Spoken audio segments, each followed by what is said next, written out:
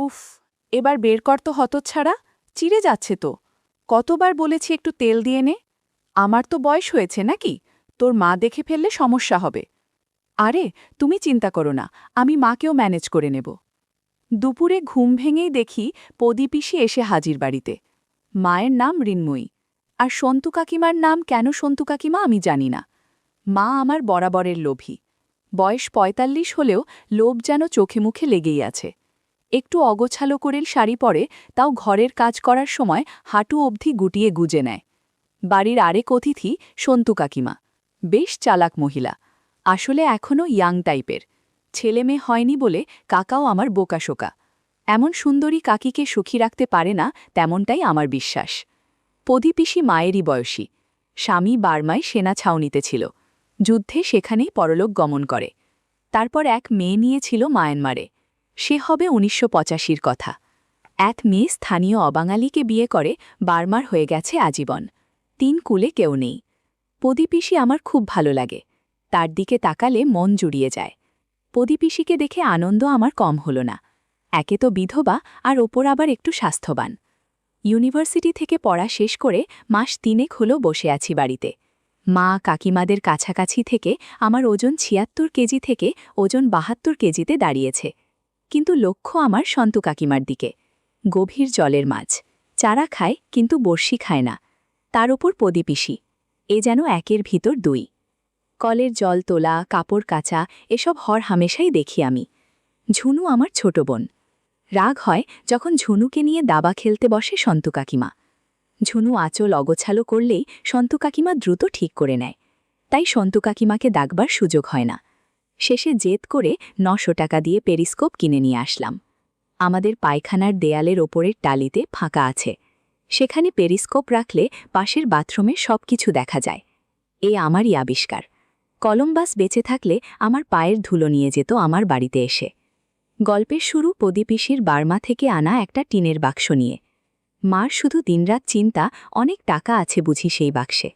সেই বাক্স এক মুহূর্তের জন্য হাতছাড়া করে না পদীপিসি। গরিব মধ্যবিত্ত পরিবার আমাদের। বাবা কর্পোরেশনের কেরানি। দিদিকে বিয়ে দিয়েই অর্থশূন্য। সংসারে তাই খিটিরমিটির লেগেই থাকত। তার উপর পদীপিসি মাথায় চেপে বসে বাবার চাপ বাড়িয়েই দিল। খুব চেষ্টা করছি ব্যাংক বা রেলে যদি একটা চাকরি লাগিয়ে দেয়া যায়। চাকরি তো মুখের কথা নয়। মাসে ২০০০ টাকা করে পদীপিসি বাবাকে দেবেন, তার খরচ বাবদ। কাকা প্রাইমারি কলেজে শিক্ষকতা করলেও মাইনে পান ৩ মাসে। করিমপুরে কোনো রেল যোগাযোগ নেই, যাতায়াত বাসে আর নৌকায়। জুবিলি থেকে খেয়াঘাট, আর খেয়াঘাট থেকে আরও ১ ঘণ্টার পথ। চক্রপুর স্টেশন এখন থেকে মাইল ৫। সেখান থেকে আজকাল চালু হয়েছে ম্যাজিক গাড়ি। ১২ জন বসে সে গাড়িতে। গ্রামের রাস্তায় লাফাতে লাফাতে যায় একদিক থেকে অন্যদিকে। উঠলেই ৫ টাকা ভাড়া। মোবাইলের টাওয়ার আসে গ্রামে ঠিক দুর্গাপূজার মতো, কালে ভদ্রে মাসে ২-১ দিন। তবু অ্যান্টেনা খাটিয়ে পাওয়া যায় যদি মোবাইলের সেট ভালো হয়। আমার কার্যকলাপ শুরু হলো তখনই যখন একাধারে পদীপিসি আর সন্তু কাকিমা জ্বরে কাবু। বর্ষার এই সময় রোগ যারা চেপে বসে। পদীপিসির জ্বর হলেও সন্তু কাকিমা পড়লেন নিউমোনিয়াতে। বন্ধুরা, এইসব গল্পে তেল মালিশের অনেক গল্প আছে, কিন্তু আমারটা তাদের সাথে মিল খায় না। কারণ মা কোনোদিন আমাকে বলবে না সন্তু কাকিমাকে তেল মালিশ করে দিতে। আমি ওষুধপালা নিয়ে দৌড়াদৌড়ি শুরু করলাম, কেননা ছেলে বলতে বাড়িতে আমি একা আছি। বুকে সর্দি জমে পদীপিসির যায় যায় অবস্থা। মা সন্তু কাকিমাকে আর পদীপিসিকে যত্ন আত্তি করতে লাগল। আমার ভার পড়ল শুধু খাবার খাওয়ানোর। পদীপিসিকে বাড়লে আর সন্তু কাকিমাকে মাছের স্যুপ। তারই সুবাদে আমার মনের আকাঙ্ক্ষিত সব চিন্তা উঠল নানান অভিজ্ঞতায়। মা খেচিয়ে উঠল, কখন থেকে বলছি মাছের স্যুপ গরম না খেলে ওর গলা দিয়ে নামবে না। বড় ঘরের মেয়ে, দেখিস যত্ন করে খাওয়াস, না হলে ঠাকুরপো আবার মুখ বেঁকাবে। মাথা নাড়িয়ে মাকে বললাম, উফ, তোমরা আমাকে দিয়ে এত খাটাও। আমায় শুনিয়েই মা বলল, ওহ, তোর গোতর নড়ে না, সকাল থেকে মুখের রক্ত উঠে গেল আমার, সেটা তুই দেখতে পাচ্ছিস নে? দীপক সামন্ত কি আমার জন্যে কেনা বান্দি রেখে গেছে? ওই দেখো, ওদিকে পিসির বার্লি না উবলে যায়, যাও বাবা যা। গরম স্যুপ হাতে নিয়ে বললাম, কই চামচ দিলে না, খাওয়াবো কি করে? মা বলল, টেবিলে রেখে এসেছি। সন্তু কাকিমার ঘরে ঢুকলাম। ঘরে ঢুকলেই সন্তু কাকিমার সুগন্ধে মন ভালো হয়ে গেল। ঘরে ঢুকে দেখি চিত হয়ে পড়ে আছে সন্তু কাকিমা। চেয়ে আছে, কিন্তু এতটাই দুর্বল যে সে চাওয়ায় প্রতিক্রিয়া নেই। রোজ মাছের স্যুপ খাওয়াতে হবে 1 মাস। জ্বর চলে গেলেও একই অবস্থা প্রদীপিসি আর সন্তু কাকিমার, যদিও সন্তু কাকিমার এখনও গায়ে 101 জ্বর। সন্তু কাকিমার মাথার কাছে দাঁড়িয়ে বললাম, আরে কই, ওঠো ওঠো ওঠো। নড়বার যার ক্ষমতা নেই সে উঠবে কি করে? সামান্য সাপোর্ট দিয়ে ঠেলে তুললাম বিছানা থেকে। এই সুযোগে কিছু একটা করে বসলাম আর বললাম, নাও আমি চামচে করে দিচ্ছি, পটাপট স্যুপ খেয়ে নাও। কানে কানে বললাম, প্রদীপিসি লাইনে দাঁড়িয়ে। একটু হাসবার চেষ্টা করল সন্তু কাকিমা। খাওয়ানোর ছলে ইচ্ছা করে স্যুপ জামায় ফেলতাম, যাতে মোছার সুযোগ পায়। বন্ধুরা, তোমরা বুঝেছ তো কি বলতে চাচ্ছি? পেতামও সে সুযোগ, সময় বিশেষে। যেদিন সুযোগ হতো না সেদিন চেষ্টা করতাম প্রদীপিসির ওপর আমার যত সব জাদু তন্ত্র মন্ত্র। বেশ চলছিল, কারোরই ঠিক হবার নাম নেই। আসলে বাবার সে সামর্থ্য ছিল না যে দামি ডাক্তার, দামি ওষুধ কিনে দুজনের সেবা করবেন। আর আমার কাকুর মাথাও তো প্রখর নয়, ধর্মভীরু মানুষটা পূজা পাঠ করেই কাটিয়ে দিছিল দিন। আমিও দুজনের সাথে ছলে বলে কৌশলে সেবা করতাম। অসুস্থ হয়ে থাকলে কোনো মানুষের সাথে সত্যি দুষ্টুমি করা যায় না। যারা করে তারা অপরাধী, মনোবিকারের লোক। আমি পারছিলাম না। আমাদেরই পুরনো ডাক্তার এসে দেখলেন দুজনকে। খুব সামান্য উন্নতি ঠাকুরজি, আজ 7 দিন হল, আর 2 দিন দেখুন, না হলে কিন্তু দুজনকেই হাসপাতালে ভর্তি করতে হবে। আচ্ছা ঠাকুরজি, আজ পারলে দুজনের বিছানা পাল্টে দুজনকে স্নান করিয়ে দিন দেখি। মানে গা কম্পেশ করে ভালো করে মাথা ধুয়ে দেবেন। এই পটল, এসব তো তুমিও পারো, মাকে এত খাটানোর মানে হয়? বাড়ির বিপদের সময় এসব তো তোমারই দেখে রাখা উচিত। শোনো, ঠান্ডা জলে মাথা ধোয়াবে আর গরম জলে গা কম্পেশ করবে, বুঝলে?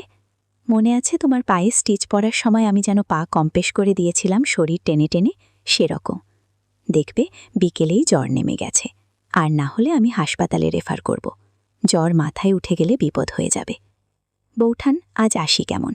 ওষুধ যেমন চলছে সেরকমই চলুক। সিপ্রোফ্লক্সিনটা না দিলেও চলবে, 6 দিন খাওয়ানো হয়ে গেছে। পরামর্শ দিয়ে ডাক্তার চলে গেল। দিবাকর ডাক্তারে মুলুকের ভরসা। সময় নেই, কিন্তু রোগ ভালো করে। কেউ পয়সা দিতে চায় না গ্রামে, কারণ ডাক্তারকে পয়সা দেয়া মানে সেই পয়সা জলে গেল। আমি ফ্যাল করে চেয়ে থাকলাম রাস্তার দিকে। হে প্রভু পরমেশ্বর, শেষে তোমার দয়া হল। সন্তু কাকিমাকে যে স্নান করাতে হবে ভাবলেই তেমন যেন লাগছে। অবশ্য মা যদি অনুমতি দেয়।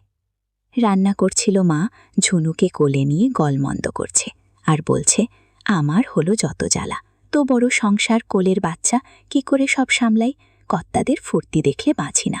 2 দিন না হয় অফিস বন্ধ দিয়ে ঘরে থাকো বাবা, রোগ জ্বর বেঁধেছে না, তাদের রোজ অফিস যাওয়া চাই। আসুক, সব বোঝাবো ভালো করে। কইরে পটলা, তুই কি মুখ দিয়ে মাছি মারছিস? ঝুনুকে নিয়ে জানাকুল থেকে, আমায় রান্না করতে হবে তো। আর দিবাকর ডাক্তার যা বলল, আমি বাপু এত খাটতে পারবো না। আমি তৈরি ছিলাম, কিন্তু গম্ভীর করে বললাম, এসব কাজ কি ছেলেদের? আমি পারবো না। মা বলল, ও মা, এতে ছেলে মেয়ের কি আছে? বলি, আমি মরে গেলে কি আমায় চিতায় তুলবি না? ও পাড়ার কাওড়ার ঘরের মেয়ে নিয়ে এসে বলবি মাকে চিতায় তুলে দে? মাথা আমার এমনি খারাপ পটলা, যা বলছি কর। কাজ বললেই মুখ বেজার। পরম অনিচ্ছায় বেজার মুখ নিয়ে গেলাম রান্নাঘরে। ঝুনু খুঁটে খুঁটে বাতাবি লেবু লাল করে দিয়েছে। মুখ দিয়ে এখন কামড়ায় বাতাবি লেবুর বোটা। অল্প বয়স, সে তো বোঝে না। ঝুনুকে তুলতে গিয়ে বাতাবি লেবুর দিকে চোখ পড়ল। এতক্ষণ ধরে কামড়ানোর কারণে লালা লেগে আছে। ঝুনুকে তুলে নিলেও বাতাবি লেবু ওভাবেই পড়ে আছে। শ্রোতা বন্ধুরা, ইউটিউবের কড়া নিয়মের কারণে কিছু বিষয় সরাসরি বলা যাচ্ছে না। তোমরা যদি একদম খোলামেলা গল্প শুনতে চাও, তাহলে কমেন্টে দেয়া লিঙ্ক থেকে আমার ওয়েবসাইট ভিজিট করো। সেখানে একদম খোলামেলা গল্প দেয়া আছে। আমি কিছুক্ষণ দেখে ঝুনুকে ঘরে ঘুম পাড়িয়ে দিয়ে আসলাম। নিচে গিয়ে আবার রান্নাঘরে গেলাম। মা একটা টিনের বালতিতে 8 বালতি গরম জল দিয়ে গেল। নে, একবার কাকিমাকে কম্প্রেস করে দে, পদির জলটা পরে দিচ্ছি। হাত পায়ের গোড়ালি, পেট আর গলা ভালো করে ধুয়ে দিস, 6 দিন ধরে শুয়ে আছে। আমি মনে মনে বললাম, পারলে অনেক কিছুই করা যাবে। তোয়ালে নিয়ে বললাম, ঠিক আছে। বেশি কথা বাড়িয়ে বিব্রত হওয়ার কোনো মানেই হয় না। সন্তু কাকিমার খাটের সামনে গরম জল নিয়ে রাখলাম, যাতে সুবিধা হয়। দেখলাম ঘুমোচ্ছে, হালকা জ্বর গায়ে। কি গো, না ওঠো, আমি গাটা গরম জলে কম্প্রেস করে দিই। ডাক্তার বলেছে না হলে জ্বর কমবে না। চোখ খুলো সন্তু কাকিমা। জড়ানো গলায় বলল, তোর মা কোথায়? আমি বললাম, মার সময় নেই, রান্না করছে, ঝুনুকে দেখতে হচ্ছে, মা পারবে না, তাই আমি এসেছি। কাকিমা বলল, দে, আমি নিজেই করে নিচ্ছি। কাকি খুব শেয়ানা, আমিও নাছোড়বান্দা। মনে মনে ভাবলাম, তোমার উঠবার ক্ষমতা নেই। তবুও কোনো রকমে উঠলেন বিছানা থেকে। দুপা নামিয়ে কাপড়টা একটু ঠিক করে আঁচল ঠেকে উঠে দাঁড়াতে গিয়ে দুর্বলতায় তাল খেয়ে মুখ থুবড়ে পড়তে যাচ্ছিল। যদিও আমি পিছনে দাঁড়িয়েছিলাম। কোনো রকমে হাত ধরে মাছিরে দিলাম। একটু বকুনির সুরে বললাম, শোনো, ঠিক হয়ে গেলে যা ইচ্ছা করো, যতদিন ঠিক না হচ্ছ যা বলছি করে যাও, বুঝলে? আমাকে পদিপিসিকেও স্নান করতে হবে। মনে মনে বুঝে গেলেন যে আমার সাহায্য ছাড়া গা কম্প্রেস করা তার দ্বারা হবে না। দুর্বলতায় মাথা টাল খাচ্ছে। আমিও বললাম, তুমি বসো তো চুপ করে, আমায় আমার কাজ করতে দাও, না হলে মাকে বলবো তুমি করতে দিচ্ছ না। কাকিমা খাঁচায় হাত দিয়ে ধরে বসে কোকাতে লাগলো দুর্বলতায়। তোয়ালে গরম জলে ভিজিয়ে প্রথমে পা দুটো ভালো করে কম্প্রেস করলাম। বললাম, এই যে হাঁটু অবধি ফ্রি গুটিয়ে নাও দেখি। কাকিমাও যেন বাধ্য মেয়ের মতো শাড়ি গুটিয়ে নিল। তোয়ালের গরম ভাপের জন্য আরাম লাগছিল কাকিমার। কাকিমার পা দেখে খুব ভালো লাগলো, একদম মসৃণ পা। খেয়াল দুহাত দিয়ে শাড়ি চেপে রেখেছে কাকিমা। যাই হোক, তবুও সুযোগ আসবে, আমিও ছাড়ব না আজ। বেশি কিছু বললে মাকে ডাকব। বলতে না বলতেই মা এসে হাজির। আমিও সুযোগ বুঝে বললাম, দেখো না মা, কাকিমা ভালো করে সেবা করতে দিচ্ছে না। মার আগের মাথায় কয়েকটা কথা শুনিয়ে দিল। অমনি কাকিকা একটু ইতস্তত হয়ে বলল, যা করার কর। আমি তোয়ালে ভালোভাবে গরম পানিতে ধুয়ে কাকিমার হাত পা মুছে দিলাম। মাঝে মাঝে গাছের কাতবেলটাও চোখে বাজছিল। ইস, কি সুন্দর আর টাটকা দেখতে হয়েছে। যেভাবেই হোক এটা আমার চাই চাই। একটু পর আমি মাকে ডাকে বললাম, আমি স্নান করতে যাচ্ছি। এই বলে চলে গেলাম কলঘরে। কিছুক্ষণ টানাটানি করে স্নান সেরে বেরিয়ে এলাম। মা বলল, বাবা, একবার দেখে আয় না ঝুনু উঠে পড়ল কিনা। তারপর পদিপিসিকে স্নান করিয়ে তুই দুপুরের খাবার খেয়ে নে। ওদের খাওয়ালেই তোকে খেবে দেব। ততক্ষণে আমি ঠাকুর সেবা দিয়ে নেব ততক্ষণ। দেখে আসলাম ঝুনু তখন ঘুমাচ্ছে উপরের ঘরে। নিচের দুটো ঘর কাকিমাদের, আমাদের উপরের দুটো ঘর।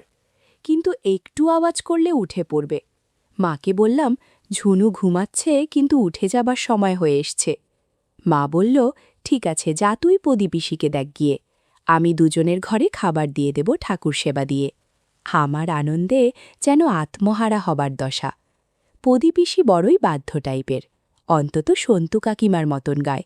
আসলে রাগ ঢাক নেই, যখন যা করতে বলা হয় তখন বিনা দ্বিধায় সেটাই করে, যেটা আমার সবচেয়ে বেশি ভালো লাগে।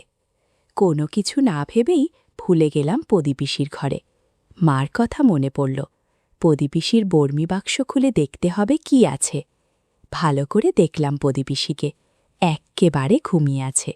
চুপি সারে গিয়ে বর্মি বাক্সের কাছে গেলাম। রান্নাঘরের পাশেই পদিপিসির একটা আলাদা ঘর, সেটা আমাদের ঘরের সাথে নয়। পদিপিসি সেখানেই ঘুমায়। বাবা একটু মেরামত করে দিয়েছে। ঘর বিশেষ সুবিধার নয়, তবে পদিপিসি তাতেই বেশি স্বাচ্ছন্দ্য, একা থাকতেই বেশি ভালোবাসে। লজ্জা করে মিথ্যে বলবো না, পদিপিসি আসার পর থেকে আমার মন আবার ভাগ হয়ে গিয়েছিল পদিপিসি আর সন্তু কাকিমার ওপর। আজ পদিপিসির পালা। তার আগে খুললাম পদিপিসির বর্মি বাক্স। এখনও কেউ ওই বাক্সে হাত দেবার সাহস পর্যন্ত পায়নি। খুলে দেখি ভিতরে কিছুই নেই, জামা কাপড় ছাড়া। কিন্তু ওটা কি? আর একটা গয়নার বাক্স। সেটা একটা বেশ ভারী মাপের পিতলের তালা দিয়ে বন্ধ রাখা। রূপোর হুকো পিসে মশাইয়ের হবে। আর কিছু টাকা ভরা একটা মান্ধাতা আমলের টাকার থলে। নোটগুলো চলে না, খাতার ডিস্তের মতো বড় বড় ১০০ টাকার কালো নোট। তেমন কিছু দেখতে না পেয়ে বক্সটা বন্ধ করে এগিয়ে আসলাম পদিপিসির দিকে। ও পিসির ডিসি, আরে উঠে পড়ো। ডাক্তার বলল গা হাত পা কম্প্রেস না করলে শরীর আরও খারাপ করবে, এরপর হাসপাতালে যেতে হবে। চোখ চেয়ে দেখল আর বলল, বাবা, আমার দম নেই, তুই যা করবার করে দে না সোনা। কথাটা শুনে খুব ভালো লাগলো। আমি বললাম, বেশ, তুমি ঘুমাও, আমি যা করার করে দিচ্ছি। মা তোমার ঘরে শাড়ি জামা কাপড় রেডি করে গেছে, আমি মাথা ধুয়ে দিলে তুমি পরে নিও, কেমন? আমার কথায় সম্মতি জানিয়ে মাথা নাড়ল পদিপিসি। আমি গরম পানিতে তোয়ালে দিয়ে কম্প্রেস করে দিলাম। পিসির শাড়ি অগোছালো হয়ে আছে, সাথে ব্লাউজের কিছু বোতামও কেমন যেন হয়ে আছে। আমি আর চোখে পিসিকে দেখছিলাম আর সেবা করছিলাম। মনে হয় পিসির একটু ভালো লাগছে। শ্রোতা বন্ধুরা, ইউটিউবের কড়া নিয়মের কারণে কিছু বিষয় সরাসরি বলা যাচ্ছে না। তোমরা যদি একদম খোলামেলা গল্প শুনতে চাও, তাহলে কমেন্টে দেয়া লিঙ্ক থেকে আমার ওয়েবসাইট ভিজিট করো। সেখানে একদম খোলামেলা গল্প দেয়া আছে। আমার সেবা করা দেখে বলল, অনেকদিন পর একটু ভালো লাগছে রে পটোলা। সেই যে কবে বিধবা হয়েছি তারপর থেকে একা পড়ে আছি। তুই ভালো করে তেল মাখিয়ে নে, না হলে খসখসা ভাবটা যাবে না। পিসির কথা মতো আমি ঠিক সেভাবেই সেবা যত্ন করলাম। মিনিট ২০ পর স্বাভাবিক হলাম মা এসে পড়ল বলে। যাওয়ার সময় বললাম, পিসি রোজ আসবো এখানে, তবে একটা কাজ করে দিতে হবে। পিসি লজ্জায় আঁচলের ঘোমটা কেটে বলল, যা, দুষ্টু ছেলে কোথাকার। আমি বললাম, দুষ্টু? হ্যাঁ, তাই তো দেখলাম। তুমি আর চোখে দেখছিলে পুরোটা গেছে কিনা। পিসি লজ্জা পেয়ে বলল, চুপ কর ছোকরা, এখন বল কি সাহায্য করতে হবে। আমি বললাম, শোনো না, কিছু জোগাড় লাগলো সন্তু কাকিমাকে যদি ম্যানেজ করে দেয়া যায় তাহলে ভালোই হতো। পিসি বলল, সে আমি তোর ছোকছোকানি দেখেই বুঝেছি, দাঁড়া তোর বাবা আসুক। আমি বললাম, ওরকম করছো কেন? মা আসবে বলে না তাড়াতাড়ি করতে হলো। পিসি বলল, এই যা তো। আমি বললাম, দেখো যাচ্ছি, তুমি বুদ্ধি বার করো। এমন সময় মা চেঁচালো। আমি বললাম, এই তো আসছি, তুমি দুজনকে খাবার দাও, আমি খাইয়ে নিজে খাবো। আমি দৌড়ে গেলাম মায়ের কাছে। যেতেই জিজ্ঞাসা করল,